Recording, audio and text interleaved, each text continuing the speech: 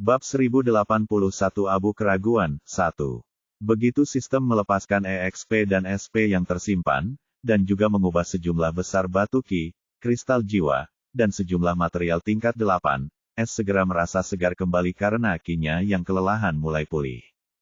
Namun, menggunakan pedang hati fana tidak hanya menguras ki bela dirinya dan ki jiwa, tetapi juga membebani mentalnya. Meskipun dia belum pernah menggunakan teknik ini 2 kali, dia merasa tidak dapat menggunakannya untuk ketiga kalinya tanpa pingsan. Dia tidak ingin membuang waktu, jadi dia segera menggunakan kemampuan bergeraknya untuk menuju jalan di depannya, yang sekarang benar-benar kosong. Namun, dia tidak berani merayakannya karena percikan petir 9 warna sudah mulai muncul, dan perlahan-lahan menjadi kuat seolah-olah berusaha mati-matian untuk kembali normal.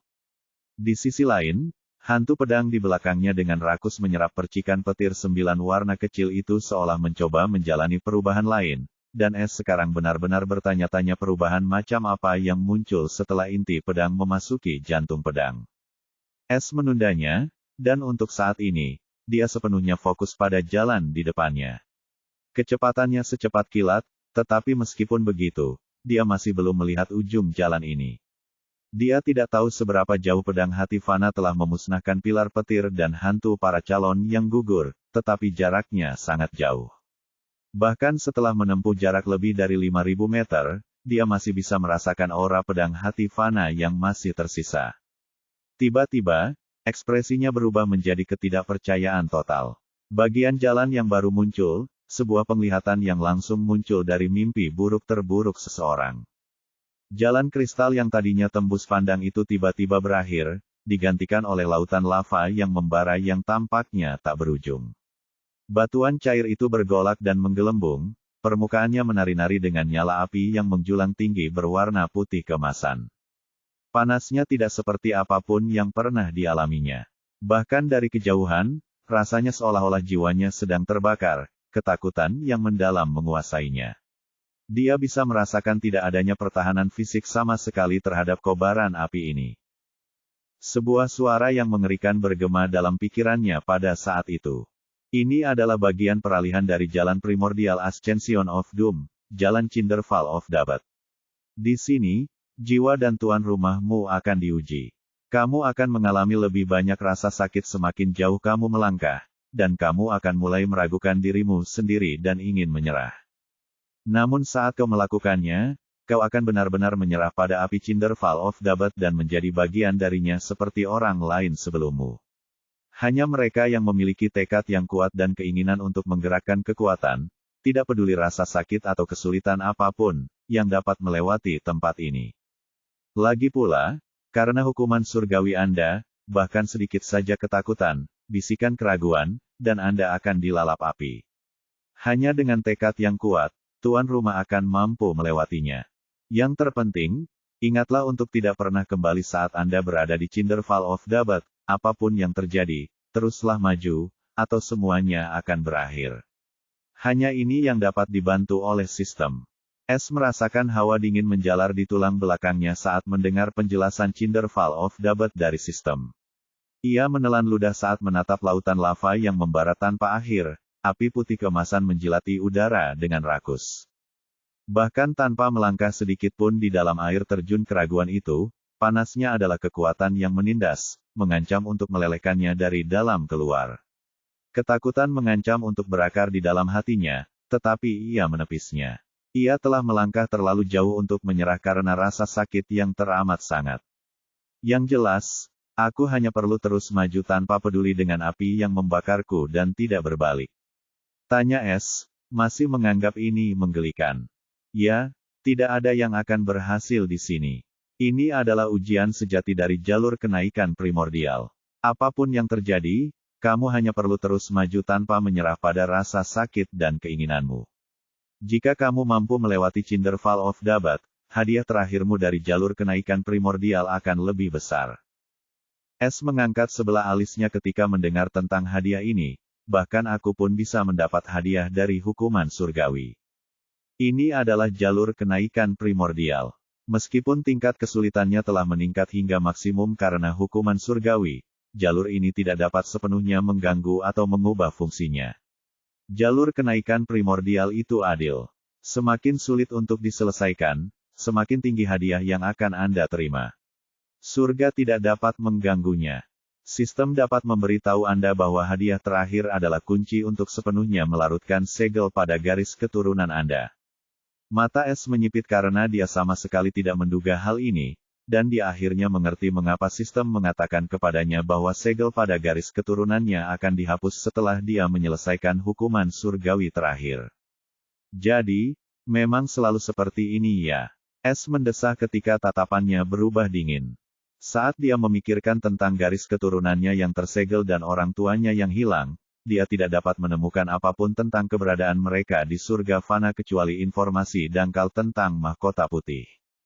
Sekarang, dia akhirnya hampir mengetahui tentang garis keturunannya, dan dia tidak akan menyerah apapun yang terjadi, belum lagi dia masih memiliki Eva dan Alina, serta nyawa anggota rumahnya, yang terikat dengannya, jadi dia tidak bisa mati demi dirinya dan demi mereka. Setelah menenangkan pikirannya, ia melangkah ke dalam Cinderfall of Dabat, lautan api. Tanpa diduga, S mengira ia akan tenggelam dalam lahar, tetapi tidak terjadi apa-apa. Apakah itu ilusi? S tidak sempat bertanya-tanya karena tiba-tiba ia merasakan kobaran api yang tiba-tiba meledak di jiwanya, dan ia hampir kehilangan kesadaran karena rasa sakit yang membara. S mengatupkan giginya dan bertahan serta melangkah maju sambil berusaha mengabaikan sensasi terbakar di jiwa dan tubuhnya. Bahkan dia bisa tahu bahwa kinya sama sekali tidak berguna di sini dan bayangan pedang di belakangnya juga lenyap begitu dia melangkah ke dalam Cinderfall of Dabat. Ini benar-benar ujian bagi tekadnya. Namun tak lama kemudian, S paham mengapa bagian dari jalan kenaikan primordial ini disebut air terjun keraguan, karena bisikan-bisikan tak jelas mulai terngiang dalam benaknya, disertai rasa sakit. Bab 1082 Abu Keraguan, 2. Di tengah lautan api putih, S berlari dengan kecepatan penuh untuk waktu yang tidak diketahui sambil merasakan sakit luar biasa, dan kepalanya berdengung karena suara-suara. Dia tidak tahu berapa lama waktu telah berlalu sejak dia menginjakkan kaki di Cinderfall of Dabat atau sudah berapa lama sejak dia mulai berlari, tetapi rasa sakit yang dialaminya terus bertambah. Pada saat itu, dia merasakan kulitnya meleleh dan isi perutnya terisi lahar panas. Setiap kali dia menarik napas, dia merasa seperti menghirup api murni. Jadi, dia berhenti bernapas untuk mengurangi rasa sakitnya. Namun, itu tidak berhasil, karena api itu langsung membakar jiwanya, dan ini jauh lebih buruk dan lebih menyakitkan daripada terbakar secara fisik. Selain itu, ia harus secara aktif fokus agar tidak kehilangan dirinya dalam suara-suara itu. No-vel-b, jendot c-om. Menyerah. Rasa sakitnya akan berakhir, menyerahlah. Mengapa kau masih pergi? Tempat ini tidak ada habisnya, tidak ada harapan. Menyerahlah. Suara-suara itu terus berdengung di kepalanya dan semakin kuat saat ia melangkah lebih dalam. Namun S terus berkata pada dirinya sendiri bahwa itu hanyalah ilusi dan ia tidak boleh menyerah pada suara-suara itu, atau semuanya akan berakhir. Akan tetapi, setelah waktu yang lama berlalu, tidak ada tanda-tanda berakhirnya Cinderfall of Dabat, dan S, pada suatu titik, berhenti menggunakan keahliannya dan mulai berjalan dengan sangat lambat sementara penglihatannya kini kabur. Namun, ia tetap tidak menyerah dan terus maju. Ia bahkan lupa apakah ia masih berjalan di jalur lurus atau tersesat. Yang ada di pikirannya hanyalah terus melangkah maju, apapun yang terjadi. Kenapa kamu berusaha keras? Istirahatlah sebentar. Dia mengabaikannya. Kamu hanya setitik debu yang tidak berarti yang tidak bisa melawan angin. Menyerahlah dan terima takdirmu.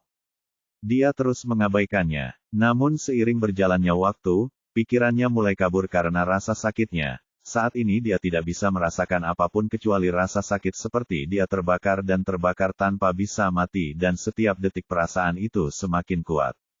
Sebelumnya dia mengira bahwa dia mungkin akan mati rasa terhadap rasa sakit, tetapi dia telah meremehkan Cinderfall of Dabat. Suatu hukum memastikan bahwa dia merasakan setiap detik rasa sakit sampai dia benar-benar menyerah padanya. Lebih jauh lagi, meskipun kesakitan, dia bisa mendengar suara-suara itu keras dan jelas, dan suara-suara itu menjadi semakin memikat. Hanya dengan pikiran, rasa sakit akan hilang, Anda bisa beristirahat, Anda bisa terbebas dari segalanya, Anda akan terbebas dari beban Anda. S melangkah terhenti sejenak sebelum melanjutkan lagi, langkahnya sangat lambat. Ah, S kecilku telah tumbuh menjadi seorang pemuda yang tampan, biarkan aku melihatmu.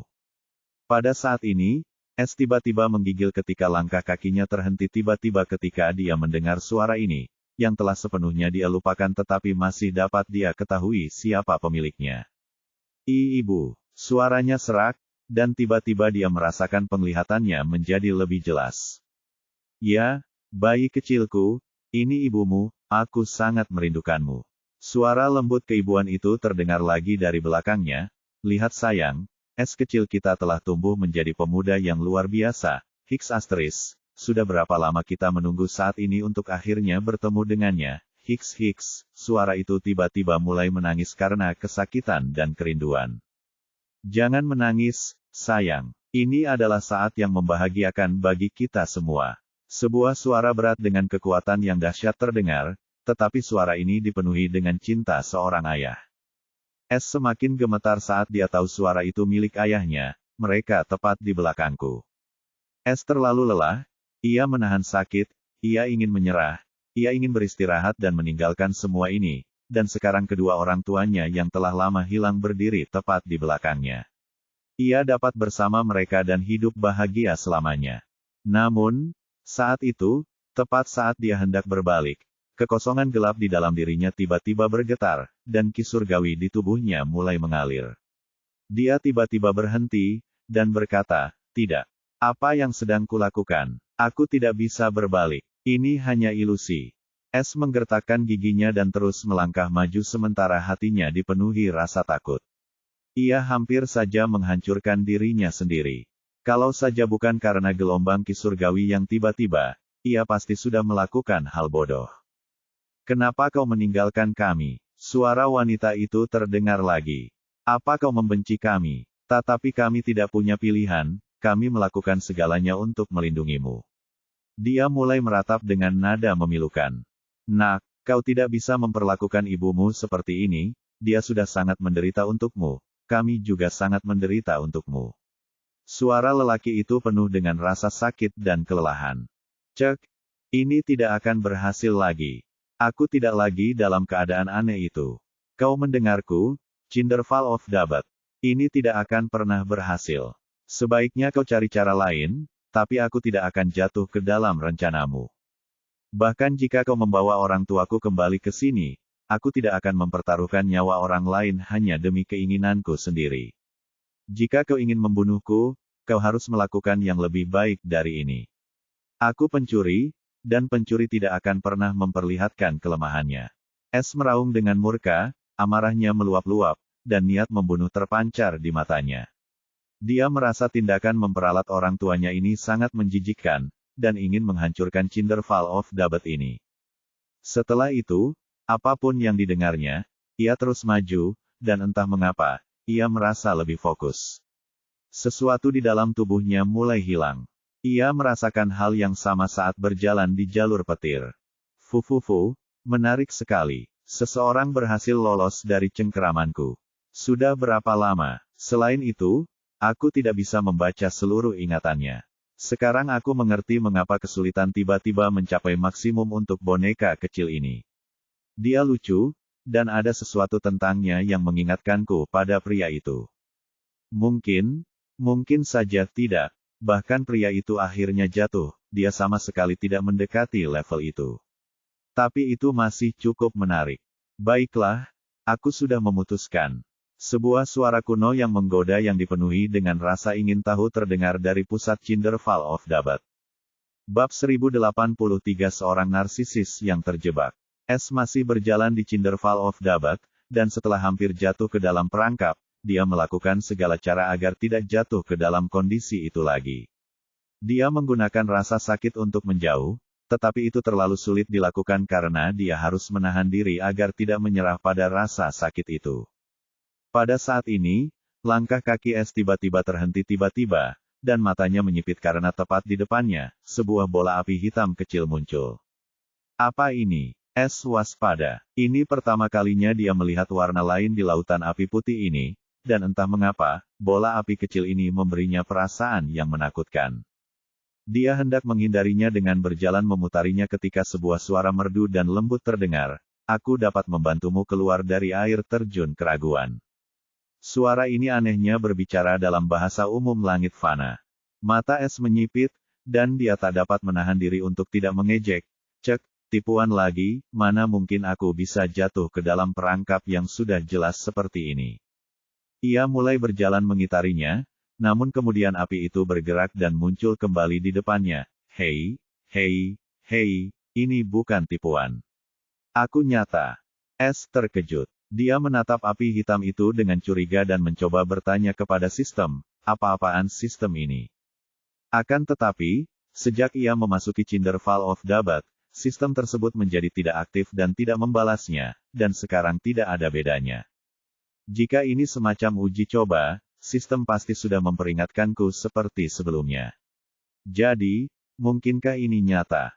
Pikir Es dengan tatapan ragu di matanya. Dengar, aku tahu kau ragu, tapi aku benar-benar tidak di sini untuk menghalangi jalanmu lagi. Aku bahkan ada di sini di depanmu, jadi kau tidak perlu kembali. Dengarkan aku. Suara itu berbicara lagi dengan sedikit nada kesal.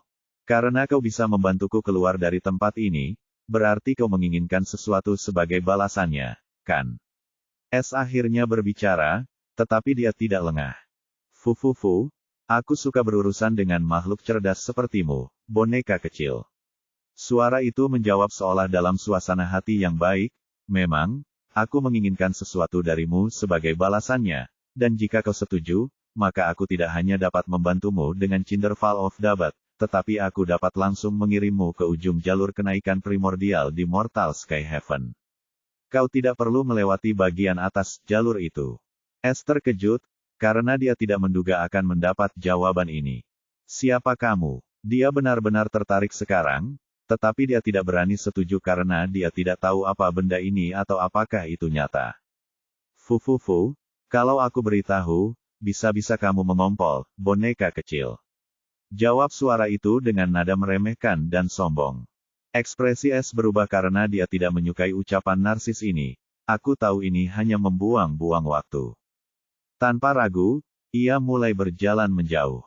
Ketika ia melewati api hitam itu, meskipun merasakan auranya yang menakutkan, tidak terjadi apa-apa. Ia semakin yakin bahwa ini hanyalah ilusi. Apakah kamu tidak menghormati orang tuamu? Api hitam itu terkejut sebelum dengan cepat mengejar Es sambil mengeluh, jangan abaikan aku, nak. Jika kau membuatku marah, kau akan kehilangan kesempatan terbesar dalam hidupmu. Es menatap api hitam yang mengikutinya dan merasa bingung, aku tidak tertarik, aku bisa melewati jalan ini sendiri. Sialan, suara itu mengumpat kesal, apakah anak muda zaman sekarang sombong sekali? Mereka tidak menghormati orang tua mereka. Sialan, berhentilah mengabaikan tuan ini. Jika kau masih tidak percaya padaku, kau harus percaya setelah ini. Api hitam itu tiba-tiba berkilauan, dan Es mengira api itu akan menyerangnya. Dia siap bertarung ketika rasa sakit yang menyiksa itu tiba-tiba menghilang. Es kebingungan karena dia tidak lagi merasakan jiwanya dan tubuhnya terbakar. Dia melihat api hitam yang tampak sedikit mengecil dan ekspresinya tegas dan ragu. Siapa kau, dan apa yang kau inginkan? Tanyanya lagi, tapi kali ini dia serius dan jauh lebih berhati-hati karena bisa jadi makhluk ini berkata jujur.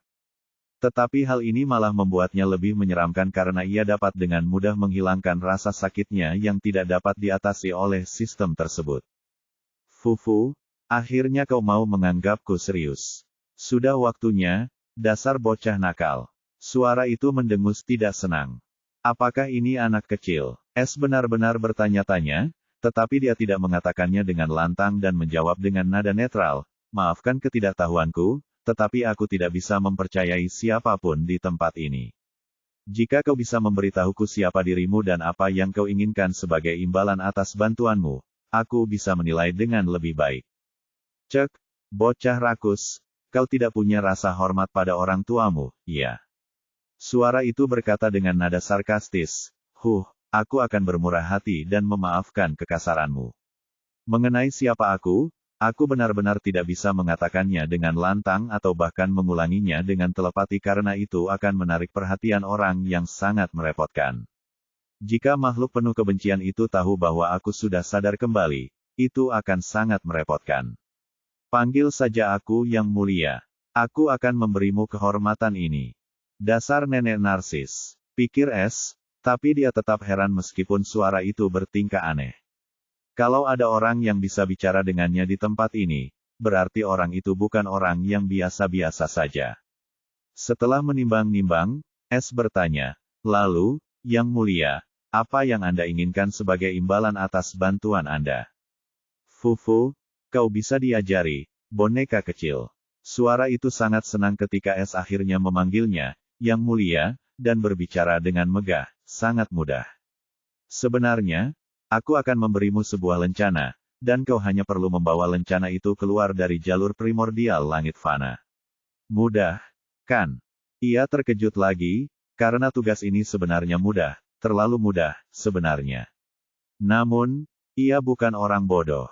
Sebagai seseorang yang telah melihat banyak monster tua menggunakan manusia untuk rencana pribadi mereka, ia tahu lebih baik daripada mempercayai suara lembut yang memberinya keuntungan cuma-cuma. Apa sih lambang ini? Jangan bilang kalau aku mengeluarkannya, benda ini akan terbebas. Lagi pula, kalau ini sesederhana itu, kenapa benda ini tidak melakukannya sendiri? Atau kenapa benda ini masih ada di sini padahal benda ini bisa saja meminta orang lain sebelum aku untuk melakukan hal yang sama? Lagi pula, aku bukan satu-satunya yang pernah menginjakkan kaki di tempat ini, pikirnya muram. Namun, siapakah S? Dia adalah seorang pencuri, dan tidak mudah untuk menipunya atau melakukan sesuatu padanya. Jadi, jika dia bermain dengan baik, dia dapat dengan mudah menipu orang eksentrik ini. S akhirnya memutuskan apa yang harus dilakukan dan berkata, Yang Mulia, saya menerima tawaran murah hati Anda. Terima kasih telah menunjukkan kebaikan seperti itu. Fufu, kau memang bisa diajari, boneka kecil. Suara itu terdengar sangat senang, ayo pergi, akhirnya aku bisa melihat cahaya matahari. Astaga, pikirku keras-keras. Keheningan mematikan tiba-tiba terjadi di antara keduanya saat S menatap api hitam itu dengan aneh. Bab 1084 Wahyu tak terduga. Setelah lama terdiam, suara itu kembali berbicara, ahem, abaikan saja apa yang baru saja kukatakan, itu hanya salah bicara. Aku sudah lama di sini dan tidak pernah punya tamu, jadi bayangkan emosiku saat berbicara dengan seseorang. Betapa kesepiannya diriku. Aku mengerti, jawab S dengan nada netral tanpa menunjukkan reaksiku. Namun dalam hati, ia benar-benar bertanya-tanya apakah suara ini licik atau orang tolol yang mengira semuanya memiliki pola pikir yang sama seperti dirinya. Ia sudah menduga hal ini, dan sejujurnya, ia tidak peduli. Tidak, kau mengerti omong kosong. Suara itu tiba-tiba berkata dengan kesal, aku hanya merampok makam leluhur bajingan itu, atau mungkin beberapa di antaranya, tapi percayalah, ras sialan itu benar-benar pantas mendapatkannya. Tapi itu bukan peringatan bagi penipu itu untuk mencuri tubuhku dan kemudian menjebak jiwaku di sini. Bisakah kau bayangkan tubuhmu dicuri dan jiwamu menderita selama ribuan tahun dalam keterasingan? Memikirkannya saja membuatku marah. Begitu aku keluar dari sini, aku akan menggali setiap leluhur rasnya dan membiarkan mereka berjemur di bawah sinar matahari. Perampokan kuburan. S terdiam karena baru pertama kali ini ia mendengar hal yang begitu absurd. Meskipun dia seorang pencuri, dia tidak pernah merampok makam siapapun dan tidak berencana untuk melakukannya kecuali jika diperlukan. Lebih jauh lagi, dari nada suaranya, dia sama sekali bukan perampok makam rendahan, tetapi tampaknya seorang ahli yang bahkan berani merampok makam leluhur suatu ras yang dapat menjebak jiwanya di jalur kenaikan primordial. Terlebih lagi, dia tampak benar-benar keluar jalur dari topik dan mulai melontarkan apapun yang keluar dari mulutnya. Namun S tidak akan mempercayai apapun karena itu hanyalah kebohongan untuk mendapatkan simpatinya. Ahem, senior, kamu tidak perlu khawatir, aku bersedia membawamu keluar dari sini. S akhirnya berbicara karena dia benar-benar tidak ingin tahu lebih banyak tentang perampok makam ini karena dia tidak berencana untuk menepati janjinya sama sekali. Lagi pula, begitu dia pergi dari sini, dia tidak akan pernah kembali, jadi selama dia bisa keluar dari sini, itu sudah cukup. Lebih jauh, dia menyadari bahwa api hitam itu semakin mengecil. Ia menduga bahwa karena suara ini sedang menenangkan dirinya sendiri karena terperangkap di sini dan takut menarik perhatian, itu berarti apa yang dapat dilakukannya sangat terbatas, dan ia tidak ingin suara itu kehabisan tenaga sebelum dapat membantunya dengan apa yang dijanjikannya. Oh, benarkah? Sialan, akhirnya aku bertemu dengan pria baik yang tidak bertanya hal-hal yang tidak berguna. Kalau kamu tidak begitu lemah, dan aku tidak tertarik pada pria, aku tidak keberatan menerimamu sebagai selirku. Seru suara itu. Koncubinus. S benar-benar terdiam dan memutuskan untuk tidak mengomentari topik ini, sambil berkata, senior, bisakah kau membantuku dengan jalur kenaikan primordial sekarang? Oh, dan aku juga ingin tahu apakah aku mendapatkan hadiah yang sama jika kau membantuku atau tidak. Jangan khawatir, boneka kecil, menurutmu aku ini siapa? Meskipun aku terjebak di sini, aku tidak berkubang dalam kesengsaraanku. Sekarang aku bisa mengganggu hukum di tempat ini. Aku yakin bajingan penuh kebencian itu tidak menduga itu, ya. Selama kau mencapai ujung jalan ini, kau akan mendapatkan semua yang pantas kau dapatkan apapun yang terjadi. Ini adalah aturan mutlak tempat ini. Aku hanya akan membuka sedikit pintu belakang untukmu, itu saja. Suara itu menjawab dengan percaya diri, jelas sangat senang dengan pekerjaannya. S merasa lega karena ia tidak tahu harus berbuat apa jika hal itu tidak memungkinkan. Toh, ia ingin menyingkirkan segel pada garis keturunannya, dan jika hal itu menghalanginya, ia mungkin tidak akan menerima bantuan ini. Baiklah, aku benar-benar menghormatimu, senior, jawab S dengan hormat. Panggil aku yang mulia, senior kedengarannya cengeng dan tua. Jawab suara itu. Kau tua, S ingin membalas dengan jengkel, tetapi dia menahan diri, wanita ini benar-benar luar biasa, dan dia senang dia tidak harus melihatnya lagi setelah dia meninggalkan tempat ini. Baiklah, yang mulia. Fufu, bagus. Suara itu senang dengan kepatuhannya. Sekarang, karena semua rahasia sudah terungkap, dan kau tampak seperti orang baik, aku tidak akan berbohong padamu. Lambang yang kuberikan padamu hanya akan berisi sebagian dari jiwaku yang sebenarnya, bukan seluruh jiwa, karena masih tersegel di tempat ini, dan kau bahkan tidak dapat membayangkan betapa kuatnya itu. Hanya setelah bertahun-tahun berusaha keras, aku mampu menyelundupkan dua bagian jiwaku, dan lambang ini, atau tampaknya, bahkan secuil jiwaku, tidak dapat meninggalkan tempat ini. Namun, itu tetap berbahaya, sangat berbahaya sebenarnya, jadi kau harus menyimpan lambang itu di dunia batinmu. Novel.in.com. S tercengang lalu bertanya, dunia batin yang mana? Oh, aku lupa kau hanya seorang kultivator alam elemen, jadi kau seharusnya memiliki ruang batin, yang juga dikenal sebagai ruang jiwa atau ruang bela diri. Begitu kau masuk ke alam hukum, ruang bela diri atau ruang jiwamu akan diubah menjadi dunia bela diri batin atau dunia jiwa batin.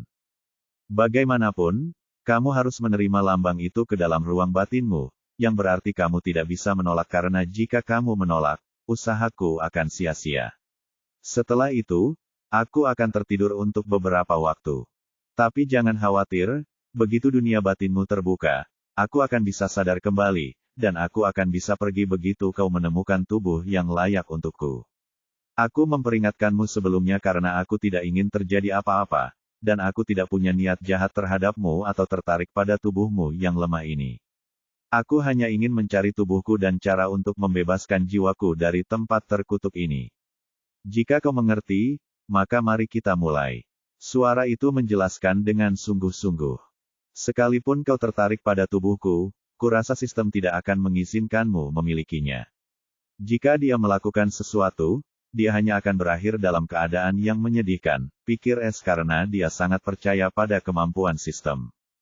Namun, tepat saat S hendak menyetujuinya, suara sistem yang tak terduga itu berdering, dan setelah dia mendengar apa yang dikatakannya, dia bingung karena terkejut dan tidak percaya.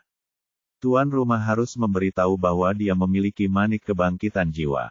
Apa? Kenapa? Dan kenapa kau menyarankan ini? Ini sama sekali bukan sifatmu.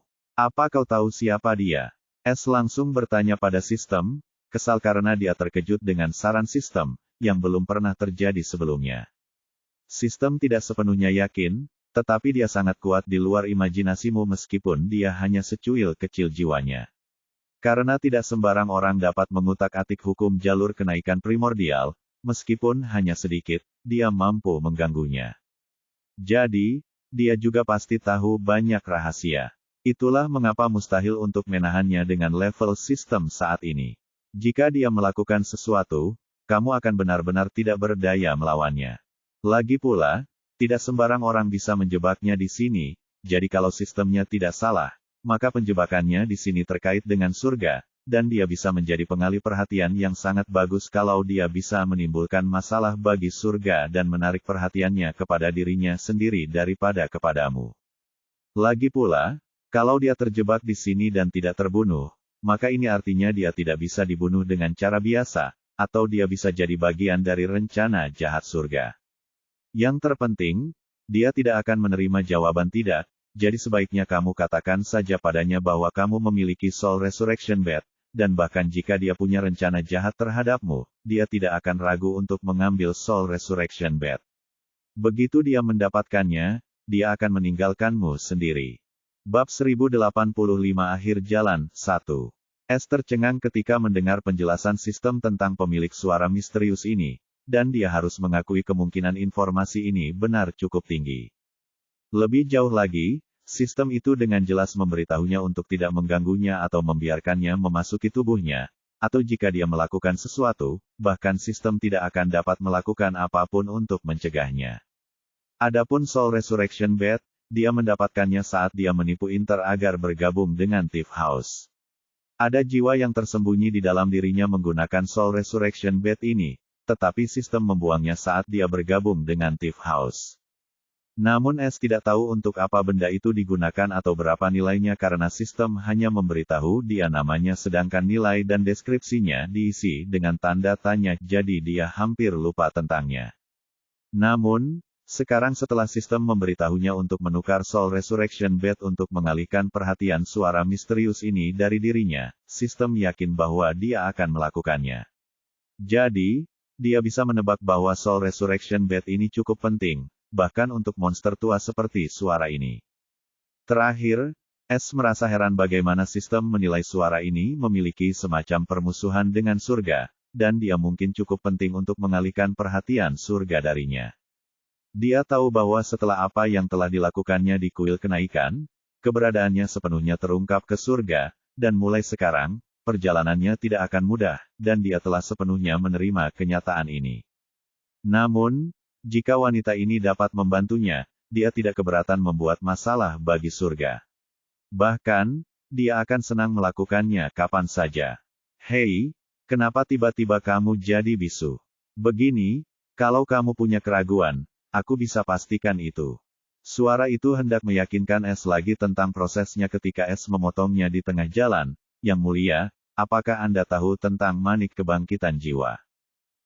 Oh.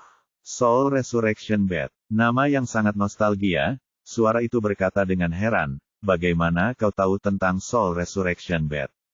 Sangat sedikit orang yang mengetahuinya, terutama nama asli yang seharusnya sudah lenyap dari catatan sejarah. Tunggu. Suara itu tiba-tiba menjerit karena bergumam saat api hitam bergetar, dan dia bertanya dengan sedikit gelisah, jangan bilang kau punya Soul Resurrection Bed. Atau mengapa kau tiba-tiba menyebutkan nama acak ini? Ini hanya bisa berarti kau tahu persis untuk apa Soul Resurrection Bed digunakan dan betapa pentingnya itu bagi jiwa sepertiku. Katakan yang sebenarnya, nak, apakah kau memilikinya? S sedikit terkejut, karena dia bisa merasakan betapa terkejutnya suara ini setelah mendengar nama Soul Resurrection Bed. Dari nadanya, dia bisa tahu bahwa wanita itu benar-benar gelisah karena ingin tahu apakah dia benar-benar memilikinya atau tidak. Dia bahkan mungkin bersikap bermusuhan jika dia tidak menyukai jawabannya. Terlebih lagi, ini juga sesuai dengan apa yang dikatakan sistem, dia menginginkan Soul Resurrection Bed lebih dari apapun. Ya, Yang Mulia, saya memiliki manik kebangkitan jiwa. Jawab S dengan tenang. Api hitam itu bergetar sebelum meledak menjadi tawa nakal. Fufufufufu, keberuntunganku akhirnya berubah, sudah waktunya. Dia berteriak kegirangan sebelum fokusnya beralih ke S, dan tiba-tiba, S merasakan kehadiran yang mengerikan menguncinya. Berikan padaku. Kata-katanya yang tak terbantahkan itu berbau kekuatan dan otoritas yang mengerikan seolah-olah dia adalah penguasa segalanya. Bahkan S merasa ingin berlutut dan bersujud di depannya. Tekanan dari Path of Doom atau rasa sakit dari Cinderfall of Dabat tidak ada apa-apanya di hadapan kehadiran ini. Dia akhirnya mengerti mengapa sistem menilai kekuatannya sebagai di luar imajinasimu, dan dia tidak bisa menahan keringat ketika dia memikirkan bagaimana dia ingin menipu keberadaan semacam ini. Namun S tidak bisa begitu saja menyerahkan Soul Resurrection Bat. Bagaimana jika dia memutuskan untuk mengingkari perjanjiannya atau bahkan membunuhnya demi merahasiakan masalah ini? Jadi, dia menahan tekanan dan keinginan untuk bersujud di hadapannya dan berkata, Yang Mulia, saya berencana untuk memberikannya kepada Anda sejak awal. Tidak perlu menggunakan kekerasan, atau mengapa saya harus memberitahu Anda tentang hal itu jika saya tidak ingin memberikannya kepada Anda. Namun, selesaikan dulu bagian Anda dari kesepakatan itu, atau bahkan jika Anda dapat membunuh saya, Anda tidak akan pernah mendapatkan Soul Resurrection Bat karena hanya saya yang bisa mendapatkannya. Jika Anda tidak percaya kepada saya, Anda bahkan dapat memeriksa cincin penyimpanan ini di tangan saya dan memindai tubuh saya untuk melihat apakah saya mengatakan yang sebenarnya atau tidak. Meskipun itu adalah langkah yang berisiko, dia tidak ingin dirugikan, dan dia tahu bahwa jika Soul Resurrection Bat sama pentingnya baginya seperti yang dia pikirkan, maka dia tidak akan mengambil risiko membunuhnya. Bagaimanapun, ini adalah satu-satunya kesempatannya untuk bebas. Tepat saat dia berpikir, saat dia mengucapkan kata-kata itu, sosok yang mengerikan itu tiba-tiba lenyap, dan suara tawanya, yang penuh dengan rasa geli namun bukan amarah, terdengar, mengejutkan S. Fufufu, setidaknya kau punya keberanian. Jangan khawatir, aku tidak cukup picik untuk membunuh penyelamatku. Lagi pula, aku sudah memeriksa cincinmu, jika Soul Resurrection Bat ada di sana, aku dapat meyakinkanmu bahwa itu akan jatuh ke tanganku, suka atau tidak. Aku hanya ingin memastikan apakah kau berkata jujur atau tidak. Kau sangat menarik, kau punya ruang yang bisa bersembunyi bahkan dari deteksiku. Ini hanya memastikan bahwa kau sama sekali bukan orang biasa. Baiklah, aku sudah memutuskan kaulah orangnya. Dia tiba-tiba menyatakan dan terdengar sangat senang dengan dirinya sendiri. S terkejut dengan perubahan suasana hatinya yang tiba-tiba ini dan keputusan akhir itu, yang entah mengapa memberinya firasat buruk. Aku tidak mengerti. Tanya S dengan ekspresi ragu. Fufufu, karena kau akan memberiku Soul Resurrection Bat, mengirimmu ke ujung primordial Ascension Path tidak akan cukup untuk membalas kebaikanmu. Jadi, aku memutuskan bahwa kau akan menjadi pengurusku. Katanya. Ekspresi S sedikit berubah. Dia tidak ingin berurusan dengan hantu tua ini, yang tampaknya sangat merepotkan. Dia hanya ingin membebaskannya agar dia bisa menimbulkan masalah bagi surga, bukan mendatangkan masalah itu kepadanya. Belum lagi, menjadi seorang pengurus adalah hal yang paling tidak diharapkannya.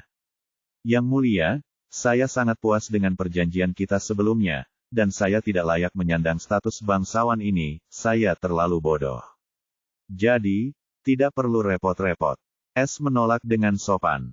Fufu, setidaknya kau tahu kesempatan seperti apa yang kuberikan padamu. Tapi kau tidak perlu khawatir. Begitu aku memutuskan sesuatu, bahkan hukum pun tidak dapat mengubahnya. Jadi, tidak ada masalah sama sekali, pelayanku yang baik. S kebingungan, karena dia tahu tidak ada jalan keluar sekarang, dan tidak dapat menahan diri untuk tidak mendesah frustrasi. Dia memutuskan bahwa begitu dia sampai di sini, dia akan memastikan untuk lari sejauh mungkin dari tuannya ini, dan dia tidak akan dapat menemukannya karena kemampuannya. Stewart White, sampaikan salamku kepada Master. Jadi, dia akhirnya memutuskan untuk menyelesaikannya, dan bukan hal yang belum pernah dia lakukan sebelumnya. Bagus sekali, sebagai tuanmu, Aku seharusnya memberimu kunci perbendaharaanku untuk dipegang. Tapi benda-benda itu tersembunyi di suatu tempat, begitu aku mengumpulkannya, aku akan memberimu kunci untuk memegangnya dengan benar. Lagi pula, sekarang aku sudah menjadi tuanmu, kau harus membantu tuanmu yang malang itu mencari mayatnya, aku mengandalkanmu, pelayanku.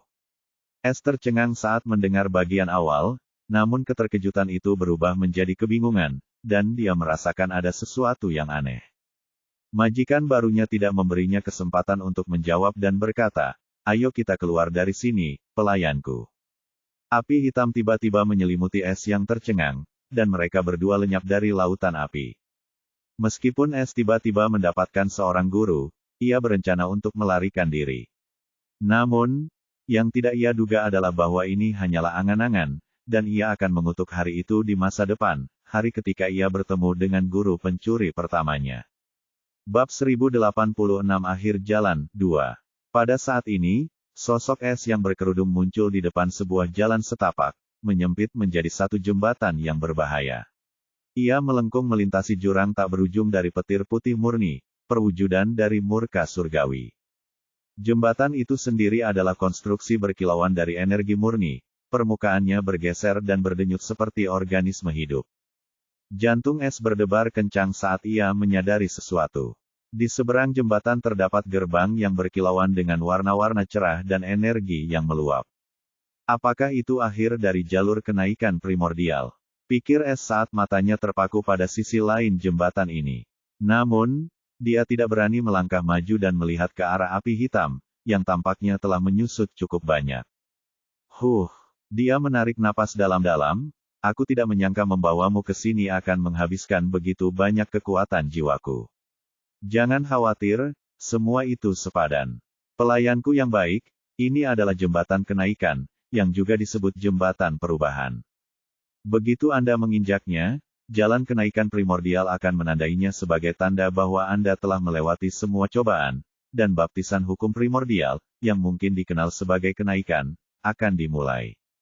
Itu juga hadiahmu. Setelah pembaptisanmu selesai, kau akan terbebas dari keadaan unsurmu dan naik dari langit fana. Ruang batinmu akan berevolusi menjadi dunia batin sesuai dengan teknik kultivasi yang kau praktikkan. Tubuh elemental Anda akan berubah menjadi tubuh hukum yang diatur oleh hukum bawaan atau hukum utama Anda, sementara hukum lainnya akan berubah menjadi hukum pelengkap atau hukum pendukung untuk memperkuat dunia batin Anda. Semakin banyak hukum yang Anda pahami hingga alam lanjutan, semakin kuat tubuh hukum Anda nantinya. Namun, jika hukum bawaan Anda atau hukum yang Anda bangun di awal perjalanan melalui teknik kultivasi Anda hanya di bawah standar, maka ini adalah kesempatan Anda untuk mengubahnya dan mengubah hukum yang lebih kuat menjadi hukum utama Anda. Tetapi ada juga kendala, yaitu, semakin kuat dan mendalam hukum yang Anda jadikan hukum utama, semakin sulit untuk maju dalam keadaan hukum. Misalnya, jika elemen bawaan Anda adalah pedang atau elemen dasar, tetapi Anda memilih untuk menjadikan hukum ruang atau waktu sebagai hukum utama, maka Anda tidak hanya harus menemukan teknik kultivasi yang sesuai tetapi juga mempelajari hukum-hukum tersebut hingga ke tahap yang memuaskan untuk menerobos lebih jauh. Karena tanpa menyelesaikan persyaratan ini, kultivasimu tidak akan pernah meningkat. Tidak peduli jenis hukum apa yang kau pahami atau seberapa tinggi pemahaman hukummu. Sederhananya, hukum utama Anda terhubung langsung dengan perjalanan kultivasi Anda di masa mendatang, jadi pilihlah dengan bijak. Saya tidak akan mencampuri keputusan Anda karena Andalah yang paling mengenal diri Anda sendiri. Saran yang saya berikan hanya ini. Tapi tak perlu dikatakan lagi bahwa sebagai pengurusku, hukum utamamu harus sama mendalamnya, atau kau hanya akan menyeret wajahku ke dalam lumpur. Dia menyatakan dengan sungguh-sungguh, kata-katanya juga mengandung peringatan. Akan tetapi, es sama sekali mengabaikan kata-kata terakhirnya, dan dia lebih fokus pada informasi lainnya.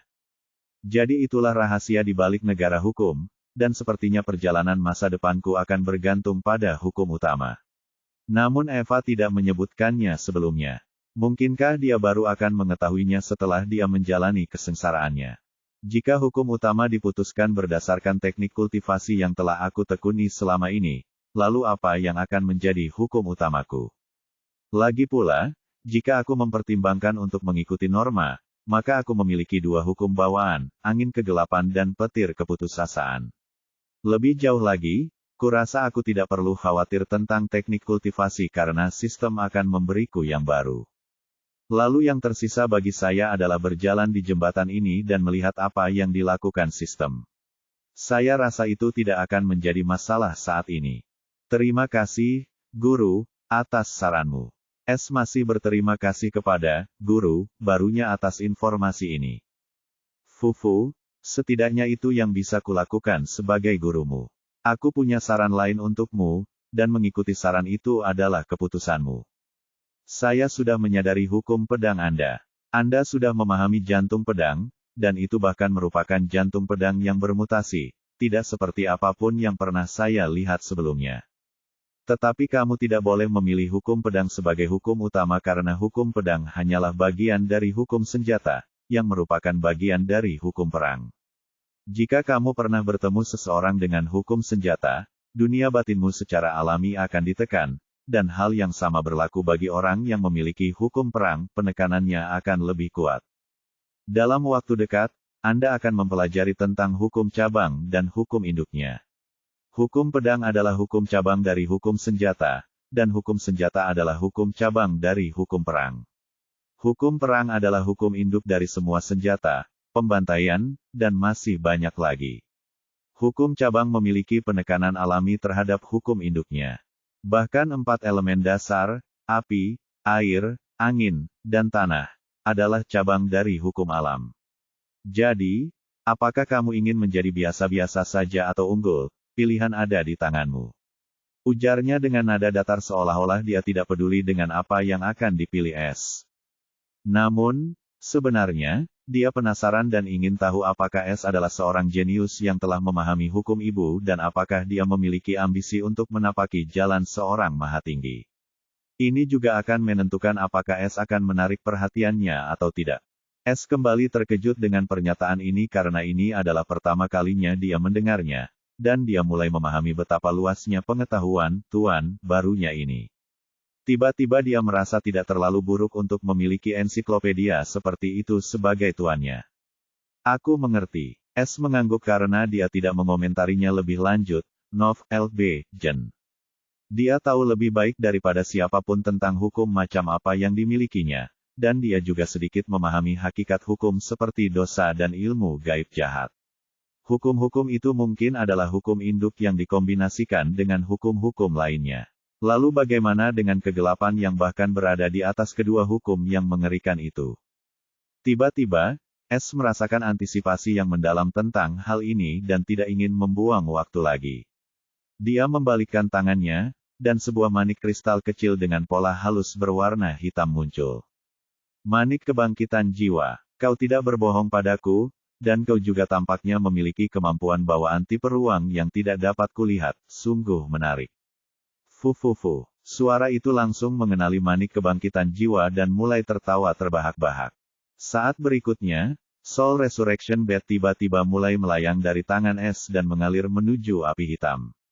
S tidak menghentikannya karena dia tidak ingin mendapat masalah dengan suara aneh ini. Lagi pula, karena dia telah menepati sebagian kesepakatan mereka dan bahkan memberinya informasi berharga ini, dia akan menepati janjinya. Pikiran untuk menipunya telah lama sirna dari benaknya, itu sama sekali tidak sepadan. Selain itu, Soul Resurrection Bat hanya membusuk di ruang pencurinya, dan dia bahkan tidak tahu cara menggunakan benda sialan itu atau kemampuan sebenarnya. Namun, cukup jelas bahwa itu adalah harta yang menakjubkan karena bahkan keberadaan yang kuat ini pun terpikat olehnya. Manik kebangkitan jiwa tiba-tiba berkilauan saat menyentuh api hitam yang melepaskan aura jiwa yang kuat, dan dia berseru, sial. Itu bahkan barang asli, bukan replika.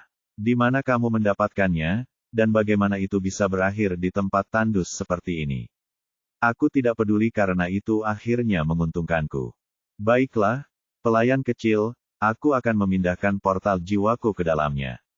Kau bisa mulai dengan jembatan kenaikan. Tidak perlu khawatir tentangku. Setelah selesai mengucapkannya, api hitam dengan manik kebangkitan jiwa menghilang. Apakah dia benar-benar pergi? Esther cengang, dan setelah memastikan tidak ada seorang pun di sana, dia merasa aneh. Meskipun demikian, S tidak peduli saat dia menatap jembatan dengan mata berbinar, dan dia segera mengambil langkah pertamanya menuju pendakian. Bab 1087 Jembatan Kenaikan. Saat S melangkah di jembatan kenaikan, tiba-tiba, petir putih di bawah jembatan melonjak ke arahnya. S terkejut dengan hal ini, tetapi entah mengapa, dia tidak merasakan tekanan apapun dari petir putih yang melonjak ini. Namun, dia tidak berani lengah dan berpikir dengan muram, mungkinkah hantu tua itu menipuku? Tepat saat pikiran ini muncul di benaknya, perintah sistem berdering di benaknya. Sama dengan. Selamat, tuan rumah, atas keberhasilan melintasi jalur kenaikan primordial yang penuh malapetaka. Tanda hubung. Baptisan hukum primordial akan segera dimulai. Tanda hubung. Penyerapan bola elemen gelap alam telah selesai. Hadiah khusus, ki gelap bela diri dan jiwa. Tanda hubung. Tuan rumah telah berhasil mengumpulkan semua 8 inti esensi elemen, tanah, logam platinum api, yang air, es, angin biru, petir, cahaya, dan kegelapan. Selamat, tuan rumah, karena telah menyelesaikan tubuh kristal surgawi. Tuan rumah telah menyelesaikan inti jiwa angin hitam dan putih surgawi dan dengan demikian berhasil menciptakan inti jiwa surgawi yang lengkap. Teknik kultivasi pencuri surga Vol. 1 telah 99% selesai. Tanda hubung. 1% terakhir, penggabungan ruang bela diri dan ruang jiwa, akan selesai selama baptisan hukum primordial. Pembangunan badan hukum primordial akan dimulai. Tanda hubung. Silakan pilih hukum utama Anda. -1. Ordo kegelapan, disarankan. -2. Petir keputusasaan surgawi, hukum militer. -3. Angin gelap surgawi, hukum jiwa. Catatan, harap pilih dengan bijak, karena tidak akan ada jalan kembali setelah badan hukum selesai. Sama dengan.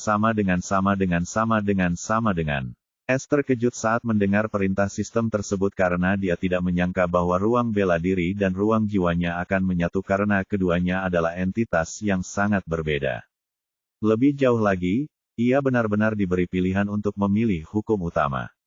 Dari 3 pilihan, 2 adalah elemen bawaannya, sementara yang lain adalah ordo kegelapan, dan sistem bahkan merekomendasikannya untuk pilihan ini.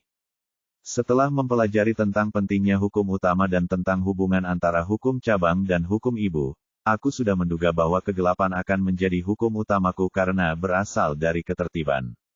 Jadi, tidak ada gunanya untuk memikirkannya. Aku memilih ordo kegelapan. S memilih tanpa ragu, dan pada saat itu, petir putih menyelimuti dirinya sepenuhnya. Dia tidak melawan karena ini adalah baptisan yang telah diperingatkan kepadanya, dan tampaknya ini juga menjadi kunci untuk menyelesaikan teknik kultivasi pencuri surga Vol. 1. Namun, yang tidak diduga S adalah saat petir putih menyentuh tubuhnya mulai terbakar. Dia bahkan tidak punya waktu untuk memeriksa karena terlalu menyakitkan dan terlalu cepat. Kulitnya berubah menjadi debu, memperlihatkan otot-otot dan pembuluh darahnya yang telanjang. Setelah itu, mereka juga berubah menjadi debu, memperlihatkan tulang-tulangnya, dan petir juga menghancurkannya. Yang tersisa dari S sekarang adalah 2 bola, 1 bola hitam putih halus menggantikan kepalanya, bola lainnya hitam pekat, dan tanda pedang di posisi jantungnya, yang tampaknya menyerap petir putih ini dengan rakus dan berdenyut karena kegembiraan.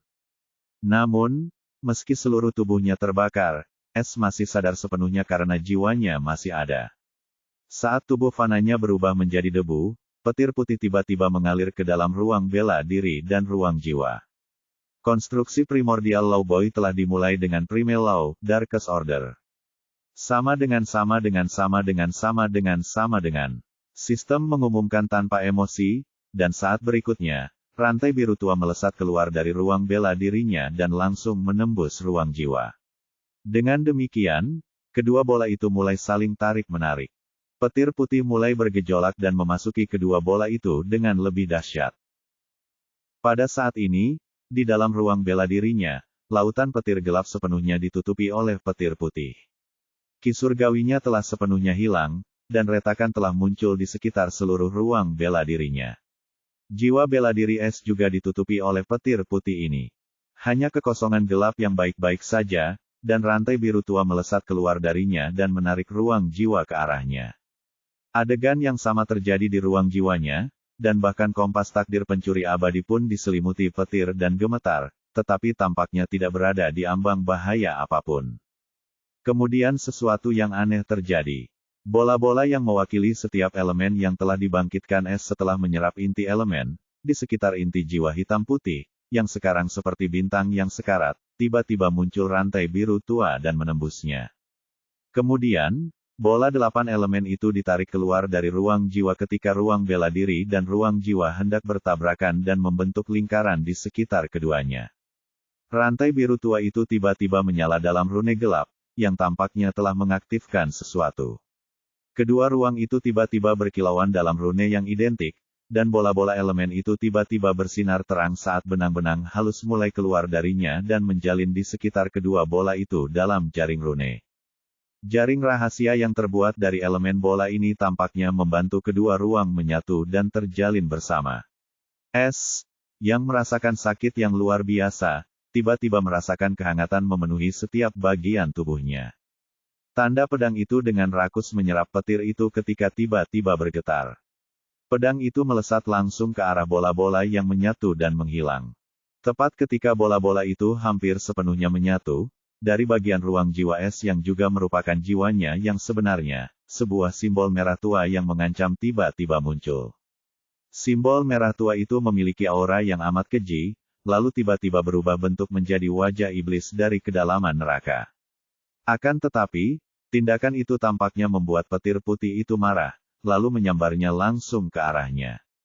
Wajah iblis itu mengeluarkan darah, jeritan yang membekukan darah dan membekukan tulang sebelum seluruhnya terbakar, dan simbol merah pada jiwa aslinya hancur berkeping-keping. Es tidak menyadarinya, tetapi saat simbol itu hancur, dia tiba-tiba merasa terbebas dari semacam belenggu, dan kekuatan asing tiba-tiba melonjak dalam dirinya. Pada saat ini, perintah sistem berbunyi. Sama dengan. Segel garis keturunan, malakasi kehancuran iblis, pada tuan rumah garis keturunan telah berhasil dihapus. Garis keturunan manusia, Aetherial Chronite Empyrean telah dibuka. Garis keturunan terlarang, anak kegelapan telah dibuka. Bab 1088 rahasia tersembunyi di dalam 1. Sebuah alunan melodi yang disenandungkan oleh seorang wanita terdengar di telinga Es. Ia merasa alunan itu sangat menenangkan dan anehnya familiar. Di mana aku? Penglihatan Es menjadi jelas, dan dia tercengang saat mendapati dirinya berdiri di depan seorang wanita yang sangat cantik. Dewi adalah satu-satunya kata yang dapat menggambarkan kecantikannya, dan dia sedang duduk dengan bayi kecil yang terbungkus selimut rune emas, digendongnya. Dia menyenandungkan nada itu untuk bayi itu dengan senyum penuh kasih di wajahnya saat bayi kecil itu bersuara riang dalam pelukan ibunya dan mengayunkan tangannya ke arah wajah ibunya yang tak tertandingi sambil menatapnya dengan mata biru gelapnya yang besar dan berbintang yang dipenuhi rasa ingin tahu dan kecerdasan yang samar-samar. Matanya persis seperti mata ibunya. Es merasakan pikirannya kosong saat dia linglung seperti patung, menyaksikan adegan yang selaras ini, yang tidak dikenalnya namun akrab di saat yang sama. Karena wanita dengan bayi itu tidak lain adalah ibunya, Stella White, dan bayi itu kemungkinan besar adalah dirinya sendiri, dia tidak tahu mengapa tetapi 100% yakin. Dia akhirnya ingat wajah ibunya. Dia bingung dan berpikir tidak percaya, apa-apaan ini? Semacam penglihatan karena jembatan kenaikan. Saya jelas sedang menjalani konstruksi badan hukum ketika tiba-tiba saya mendengar suara sistem tentang sesuatu, tetapi saya berada dalam keadaan seperti mati suri yang aneh di mana yang bisa saya rasakan hanyalah rasa sakit lalu kehangatan. Dan sekarang tiba-tiba aku melihat penglihatan aneh ini. Apakah ini semacam ujian? Lalu mengapa aku merasakan firasat aneh dan sakit di hatiku saat melihat ini? Sepertinya sesuatu yang buruk akan terjadi. Sistem? Apa ini? Es mencoba menghubungi sistem, dan bahkan antar muka status, tetapi tidak terjadi apa-apa, dan dia merasa situasi ini semakin tidak beres, dan dia tidak dapat berbuat apa-apa. Jadi, ia memutuskan untuk menyelidiki apa yang terjadi. Namun, ia menyadari satu hal, ia tampak tidak terlihat. Stella sama sekali tidak memperhatikannya meskipun ia berdiri tepat di depannya, dan ia terus bermain dengan bayi S. Biar aku amati sebentar, lalu aku coba lihat-lihat. Pikir S sambil menatap wajah ibunya yang tersenyum. Ia merasa senandung ibunya sangat menenangkan dan ingin mendengar lebih banyak. Itu adalah perasaan rindu yang datang dari lubuk hatinya, seakan-akan dia telah menunggu berabad-abad untuk mendengar melodi itu, dan dia akan memberikan apa saja untuk kembali ke tempat ini. Ledakan, suara pintu dibanting terbuka terdengar saat itu, mengejutkan Stella dan bayi S. S dewasa terkejut saat dia melihat ke arah pintu dengan mata menyipit. Tanpa sepengetahuannya, matanya berubah dingin, dengan sedikit niat membunuh di dalamnya. Seorang lelaki tua yang bertubuh tinggi, keriput, berambut hitam panjang, dan bertubuh maskulin memasuki ruangan, diikuti oleh dua orang lagi di belakangnya. Seorang pria parubaya sangat mirip dengan pria tua ini. Dia sangat tampan dan bertubuh agak kekar, dan matanya yang tajam berwarna kecubung dipenuhi dengan hasrat tersembunyi saat dia menatap Stella. Yang ketiga adalah seorang wanita berambut putih panjang. Meskipun dia tidak secantik Stella, dia tetap cantik, seperti peri di dunia fana. Namun, matanya yang keemasan mengandung kecemburuan dan kebencian yang dalam saat dia menatap Stella seperti ular yang siap menyerang dan memperlihatkan taringnya yang berbisa. Mata safir Stella menyipit saat melihat ketiga orang itu tiba-tiba menyerbu ke kamarnya. Matanya berkilat jijik saat dia menjadi pria parubaya, dan dia sangat waspada saat melihat ke arah wanita berambut emas. Baby S menatap ketiga orang itu dengan rasa ingin tahu dalam diam. Di sisi lain, S dewasa yang menyaksikan hal itu, gemetar karena kebencian dan amarah tiba-tiba memenuhi hatinya. Seperti sedang menatap musuh bebuyutannya yang terbesar, niat membunuhnya meledak, terutama ketika dia melihat pria dan wanita itu. Stella sama sekali mengabaikan mereka berdua dan menatap ke arah lelaki tua itu. Sambil berdiri dan menundukkan kepalanya sedikit untuk memberi salam, dia bertanya dengan sopan, "Ayah mertua, apa yang membawamu ke sini hari ini dengan tiba-tiba?" S terkejut ketika mendengar ibunya memanggil lelaki tua itu dengan sebutan, "Ayah mertua," dan tak kuasa menahan diri untuk menatap mata sipit lelaki tua itu. Apakah dia kakekku yang sebenarnya? Tapi mengapa aku tidak mengingatnya sama sekali? Apakah ini tipuan, atau memang nyata, dan mengapa aku merasakan kemarahan dan kebencian yang meluap-luap terhadap mereka?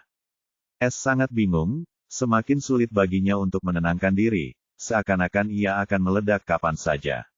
Ia tidak lagi tenang dan merasa cemas serta gelisah. Namun, ia tahu ini hanyalah semacam ilusi dan orang-orang di ruangan ini tidak dapat melihatnya. Hal ini hanya membuatnya semakin tidak yakin dan gelisah. Pria tua itu tidak menjawab. Sebaliknya, dia mengalihkan pandangannya dari Stella dan menatap bayi S di tangannya. Bayi itu juga menatapnya dengan rasa ingin tahu dan bahkan tersenyum polos padanya. Sedikit rasa tidak nyaman melintas di mata lelaki tua itu sebelum tekad yang dingin menggantikannya. Namun, perubahan kecil pada ekspresi lelaki itu tidak luput dari perhatian Stella. Secara naluriah ia meremas bayi S lebih erat, dan tatapannya berubah dingin sebagai peringatan. "Stella, aku berutang penjelasan padamu. Pertama, lihat ini." Lelaki tua keriput itu tidak menjawab. Sebaliknya, ia menjentikkan tangannya, dan sebuah prasasti hitam halus yang tampaknya diukir dengan ruang berbintang itu sendiri muncul. Ada rune emas berkilauan di atasnya, tampak hidup. Dia kemudian dengan lembut mendorong prasasti hitam itu ke arah Stella, dan prasasti itu perlahan melayang mendekatinya. Namun, Stella tidak berani meraihnya dengan tangannya, sebaliknya, kekuatan tak terlihat mengalir dari matanya, dan prasasti itu berhenti beberapa meter darinya, memancarkan rune di atasnya. Mata Stella terbelalak ketika dia melihat rune tersebut, The God Runes. S juga dapat melihat tanda pada prasasti itu pada saat ini, dan matanya sedikit melebar saat dia berpikir dengan muram, bahasa Dewa Kuno. Bab 1089 Rahasia Tersembunyi di Dalam 2. Mata Stella tampak berputar-putar secara misterius saat dia menatap prasasti hitam itu. Setelah mengamatinya sebentar, dia akhirnya melihat ke arah pria tua itu dan bertanya, apa maksudnya ini? Nada suaranya sangat dingin. Adik kecil Stella, apakah kau pura-pura tidak tahu? Semua orang di surga tahu klan Alexandros adalah yang paling ahli dalam menguraikan rune dewa, dan kau adalah pewaris klan Alexandros paling berbakat yang pernah mereka lihat. Kau seharusnya sudah mengenali beberapa karakter. Wanita berambut emas itu menjawab dengan sedikit nada mencemooh sebelum pria tua itu sempat melakukannya. Kilatan cahaya bintang samar-samar melintas di mata Stella saat ini, membuat ekspresi wanita berambut emas itu pucat. Dia mengerang kesakitan. Cukup, pria tua itu tiba-tiba melepaskan auranya, dan raut wajah wanita berambut emas itu sedikit kembali. Dia lalu menatapnya dengan dingin dan berkata dengan nada yang tak terbantahkan, jika kau berani bicara lagi, kau akan mendapat hukuman. Mata wanita berambut emas itu berkilat ketakutan saat dia cepat-cepat menunduk tanda tunduk, tetapi ekspresi jahat mengubah ekspresi ketakutannya. Ekspresi pria parubaya itu juga berubah sedikit jelek, tetapi dia tidak berbicara. Dia melirik Stella dengan dingin dan menunggu pria yang terbelalak itu melanjutkan.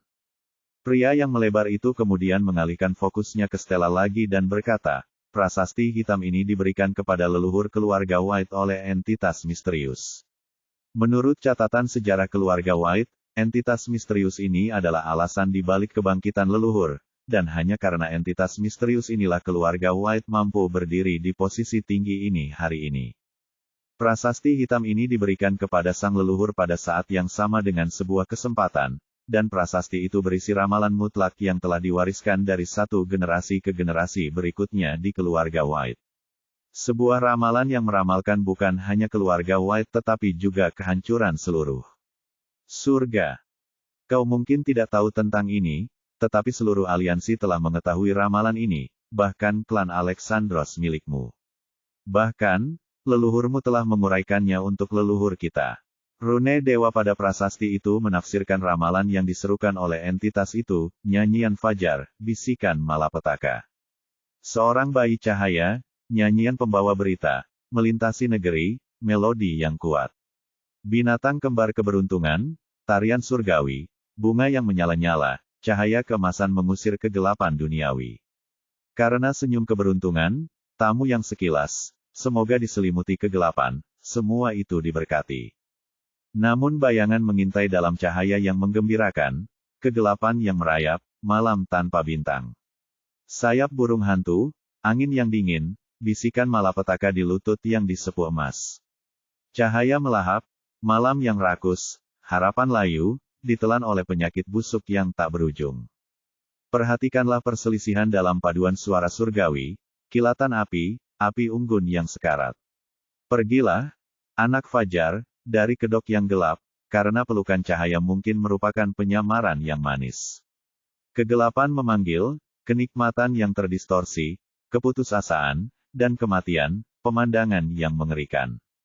Tersesat dalam paradoks, mimpi yang bengkok, di mana cahaya itu sendiri memicu rencana mimpi buruk. Ketika kegelapan bernyanyi, ia melihat pelukan matahari, namun cahaya hanya menyingkap ruang kosong. Perlahan, ia mengucapkan kata demi kata sambil mengamati dengan saksama ekspresi Stella yang layu. Apa maksudmu dengan ini? Stella bertanya dengan nada samar, dan pada saat itu, sebuah penghalang tak terlihat muncul di sekitar bayi itu.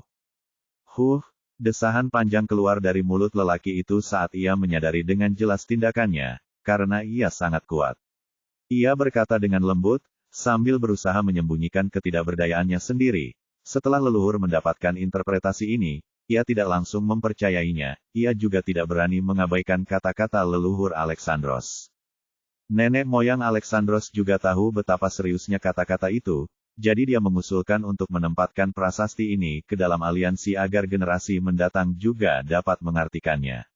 Siapa tahu, interpretasinya mungkin salah.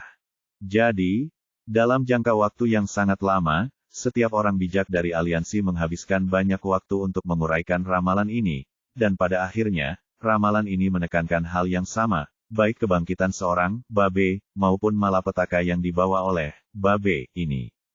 Semua orang sampai pada kesimpulan yang sama, jika ini benar-benar terjadi, maka Babe harus ditangani tanpa ampun atau siapapun pemiliknya. Namun, tidak ada yang seperti itu terjadi, karena banyak sekali jenius yang lahir di House White, dan semuanya diawasi tanpa ada yang bisa dicegah. Namun, ketika cucuku S lahir 2 hari yang lalu, alunan musik surgawi dapat terdengar dari jarak ratusan mil. Naga dan burung phoenix yang membawa keberuntungan menari-nari di langit, dan langit dipenuhi dengan cahaya surgawi kemasan. Semua orang menyaksikan adegan itu, Fearless Beyond Beginning and End, itulah yang diungkapkan White Sage. Aku sangat gembira dengan bakat dan masa depannya. Tapi kemudian, ekspresinya menjadi gelap, fenomena aneh itu, pada akhirnya, terjadi ketika kegelapan yang mengerikan itu tiba-tiba muncul dan menyebar seperti malapetaka dan kemudian melahap segalanya. Para sage bereaksi keras terhadap ini, dan setelah hutang yang panjang, mereka mencapai kesimpulan yang sama. Pada saat itu, matanya tertuju pada bayi yang tersenyum, dan hatinya terasa sakit saat dia mengucapkan kata-kata ini dengan sangat enggan. Cucuku S mungkin adalah Babe yang dinubuatkan dalam ramalan leluhur. Jadi, mulai saat ini, dia akan dikirim ke aliansi untuk pemantauan lebih lanjut. Tapi jangan khawatir, aku dapat meyakinkanmu.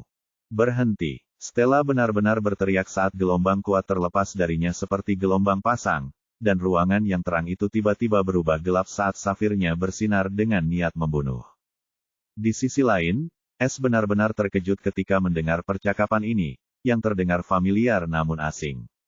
Seolah-olah dia pernah mendengarnya sebelumnya tetapi tidak memahaminya dan telah melupakannya sejak lama. Namun, ia tidak tega untuk memperhatikan detail aneh ini karena S merasakan hawa dingin menjalar di sekujur tubuhnya akibat isi pembicaraan ini. Ia tidak tahu apakah ini hanya mimpi buruk atau sesuatu yang pernah dialaminya dulu. Namun satu hal yang jelas, ini mungkin bukan sekadar mimpi. Sebaliknya, ia mengingat sesuatu dari masa ketika ia dilahirkan, yang seharusnya mustahil. Lebih jauh lagi, dari percakapan dan situasi mereka saat ini, S punya gambaran cukup bagus mengenai apa yang sedang terjadi, itu persis apa yang selalu ingin ia ketahui. Namun, entah mengapa, dia tetap tenang meskipun merasa dikhianati. Ada juga rasa takut yang membayangi seolah-olah sesuatu yang tak tertahankan akan terjadi. Terakhir, dia merasa marah, kemarahan yang cukup untuk ingin menghancurkan segalanya dan mendatangkan malapetaka yang tak terelakkan ini. Lebih jauh lagi, dia merasakan kemarahan yang lebih besar terhadap entitas misterius yang telah meramalkan ramalan usang yang mengerikan ini. Bab 1090 Rahasia Tersembunyi di Dalam 3. Jangan sentuh anakku, gerutu Stella, suaranya dipenuhi dengan kekuatan kasar, ramalan ini. Bahkan jika tertulis dalam rune dewa, itu tidak berarti akan sepenuhnya benar, belum lagi tidak ada bukti bahwa bayi dalam ramalan ini adalah anakku. Novel.in.com. Jika kalian mencurigainya hanya karena fenomena kegelapan, lalu mengapa kalian tidak masuk ke dan menangkap putri yang lahir di hari yang sama dengan putraku? Aku mendengar bahwa iblis leluhur muncul dalam bayangannya saat dia lahir, dan kegelapan menyebar setiap kali dia menangis. Kurasa dia lebih mirip bayi dalam ramalan itu daripada putraku yang tidak bersalah. Pria tua itu tampak pucat di bawah tatapannya. Dia tahu kekuatan Stella, tetapi menentang aliansi akan menjadi tindakan yang gegabah. Namun, dia tidak dapat menemukan cara untuk membantahnya karena dia tahu Stella benar. Namun, masalahnya adalah ramalan ini ditujukan kepada keluarga White, bukan kepada orang lain. Jika semudah itu, dia akan menjadi orang pertama yang menggunakan taktik ini karena dia tidak cukup kejam untuk melakukan hal seperti itu kepada cucu pertamanya. Faktanya, dia paling bahagia saat S lahir, tapi hanya dengan satu fenomena sialan, semuanya berubah, dan dia tidak bisa menentang para sage, atau itu tidak akan baik untuk Wangsa White. Di antara cucunya sendiri dan keluarga White, Leonard White akan selalu memilih keluarga White, karena dialah kepalanya saat ini. Kakak ipar, kau bicara seolah-olah kami adalah penjahat keji yang ingin mencelakai keponakanku yang berharga. Dia harus tinggal di aliansi untuk beberapa waktu sampai para sage merasa puas dan memastikan bahwa dia bukanlah bayi dalam ramalan itu. Pada saat ini, pria parubaya itu akhirnya berbicara dengan senyum lembut di wajahnya, tampak sangat ramah. Minum metformin. Gunakan makanan rumah tangga ini untuk menurunkan gula darah. Diabetes bisa hilang dalam beberapa hari. Gula bisa turun hingga 3,9. Diabetes Live, online. Namun, tatapan Stella dipenuhi rasa jijik saat dia hanya meliriknya dan berkata dengan nada meremehkan, "Kakak ipar, bagaimana kalau kamu mencoba mengatakan hal yang sama di depan kakakmu, suamiku?" Pria parubaya, James White, yang juga putra bungsu Leonard White dan adik laki-laki Owen White, sedikit memucat dan tak kuasa menahan rasa dingin yang menjalar di tulang punggungnya saat ia memikirkan kakaknya yang pemarah. Ia memutuskan untuk tutup mulut. Di sisi lain, Ethel, wanita berambut emas yang juga istri James, menunjukkan sedikit rasa jijik terhadap suaminya yang pengecut. Owen White adalah trauma James White. "Stella, pikirkanlah dengan jernih," kata Leonard dengan serius, "jika kau tidak menuruti perintah para sage, tidak akan ada hal baik yang terjadi.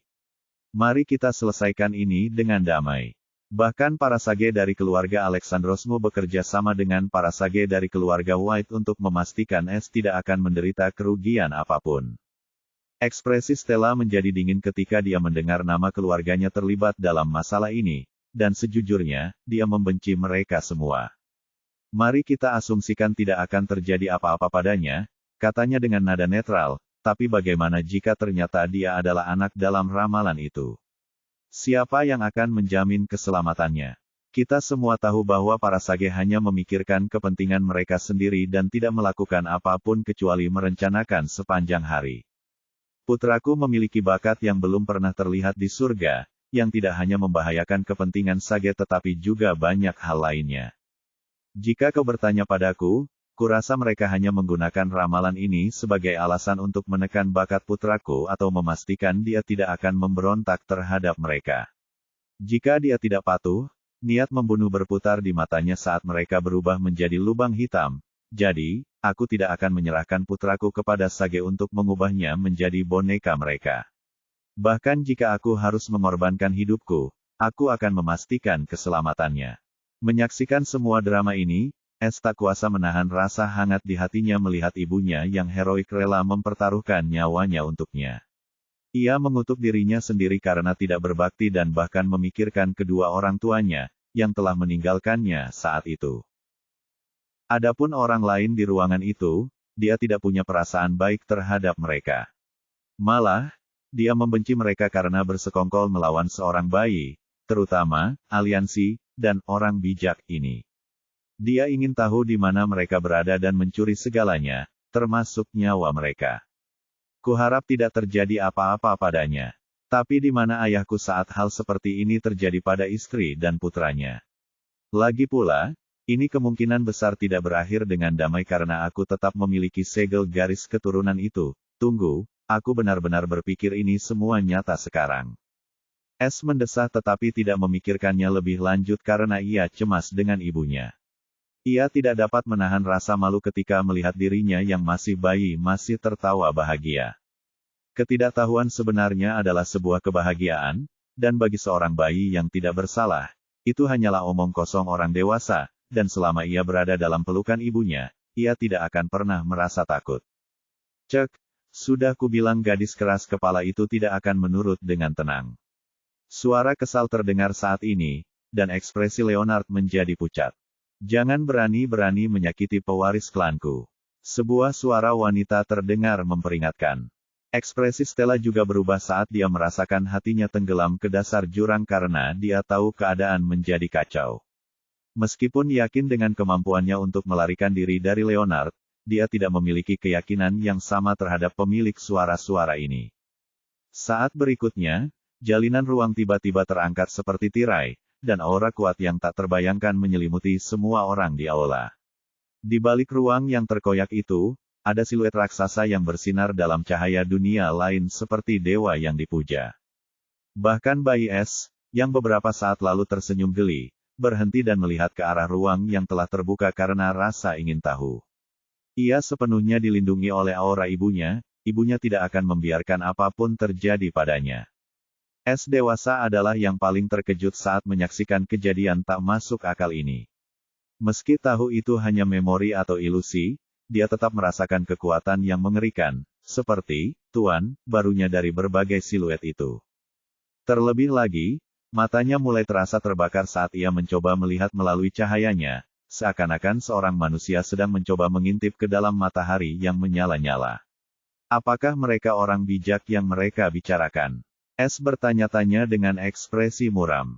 Dia masih merasakan hal yang sama meskipun tahu betapa hebatnya mereka.